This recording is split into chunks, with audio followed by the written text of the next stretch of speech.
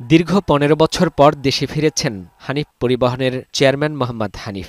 গেল ১০ মে শনিবার যুক্তরাজ্য থেকে ঢাকায় হজরত শাহজালাল আন্তর্জাতিক বিমানবন্দরে পৌঁছালে ফুলের মালা দিয়ে এভাবেই বরণ করে নেন বিএনপির নেতাকর্মী এবং সারা দেশ থেকে আসা হানিফ পরিবহনের কর্মকর্তা ও কর্মচারীরা। পতিত প্রধানমন্ত্রী শেখ হাসিনার উপর গ্রেনেড হামলার মামলায় তাকে ফাঁসির রায় দিয়েছিল আদালত। জুলাই গণ অভ্যুত্থানে ৫ আগস্ট আওয়ামী লীগ সরকারের পতনের পর মিথ্যা ও ষড়যন্ত্রমূলক এই মামলা থেকে আদালত হতে খালাস পান মোহাম্মদ হানিফ। কেন তাকে শেখ হাসিনা হত্যা মামলার আসামি করা হয়েছিল একান্ত সাক্ষাৎকারে জানালেন হানিফ। আমার মিথ্যা একটা মামলা দিয়ে ২১ গ্রেনেড মামলায় আসামি বানিয়েছিল ৩ নম্বর চার্জশিটে। তা আমার ভাই বিএনপি করতো, ওগুলো সব আমি দেখতাম, যে এখানকার যে গাড়ি মিটিং। আর আমি বাংলাদেশ বাসটারা কর্নার অ্যাসোসিয়েশনের জেনারেল সেক্রেটারি ছিলাম, কারণ সব অগত নিয়ন্ত্রণ নেওয়ার জন্য এটা করছিল আর কি। মামলার পরেই ওই যে কামরুল টাকা চাইছিল যে এইটা করে দেবো ওইটা করে দেবো। মিথ্যা মামলার বোঝা নিয়ে তাকে দীর্ঘদিন ফেরারির জীবন কাটাতে হয়েছে।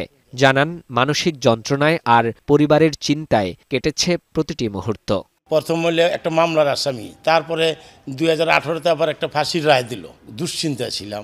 তারপরে আমার ফ্যামিলি এই দেশে নির্যাতিত হয়েছে, যে শেখ হাসিনার ফ্যাসিস্ট সরকারের পতন হয়েছে, এইটা তো দেখছি। মামলা লয় আমি তত চিন্তা করিনি, আর সারা দেশ তো বেঁচে গেছে। এই সময়ে হারিয়েছেন পরিবারের অনেককে, এমনকি প্রিয় মা বাবার মৃত্যুর খবরেও দেশে ফিরতে পারেনি। সেই কষ্ট তাড়িয়ে বেড়ায় এখনো। এই যে মা বাপটা হারাইছি, ওই যে আমার ২ মামা মারা গেছে, আপন মামা ২জন মারা গেছে। একজন তো ইয়ং আছিল, আমার আব্বা আম্মা তো খুব স্ট্রং ছিল। এইটি হলো সবচেয়ে বড় কষ্ট। আরেকটা সবচেয়ে বড় চিন্তা করছি যে আমি মারা যাওয়ার পর লাশটা যাইতে পারবো কিনা। যুক্তরাজ্যে থাকার সময়ে বিএনপির ভারপ্রাপ্ত চেয়ারম্যানের সাথে সাক্ষাৎ হয়েছে তার। দেশের মানুষের কল্যাণে সবাইকে কাজ করার নির্দেশ দিয়েছেন তারেক রহমান। যে মানুষের পাশে দাঁড়ানোর জন্য, গরিবের পাশে দাঁড়ানোর জন্য ওইভাবেই সে বলতো সবসময়। ২০০৪ সালের ২১শে আগস্ট গুলিস্তানে আওয়ামী লীগের দলীয় কার্যালয়ের সামনে এক সমাবেশে গ্রেনেড হামলার ঘটনা ঘটে। ২০১৮ সালের ১০ অক্টোবর ঢাকার দ্রুত বিচার ট্রাইব্যুনালে মোহাম্মদ হানিফকে মৃত্যুদণ্ডাদেশ দেয়। রায়ের আগে থেকেই বিদেশে ছিলেন তিনি। আসামিদেরকে হাইকোর্টের খালাসের রায়ের বিরুদ্ধে রাষ্ট্রপক্ষের লিভ টু আপিল শুনানির অপেক্ষায়। তা থেকেও মুক্তি পাবেন বলে বিশ্বাস মোহাম্মদ হানিফের।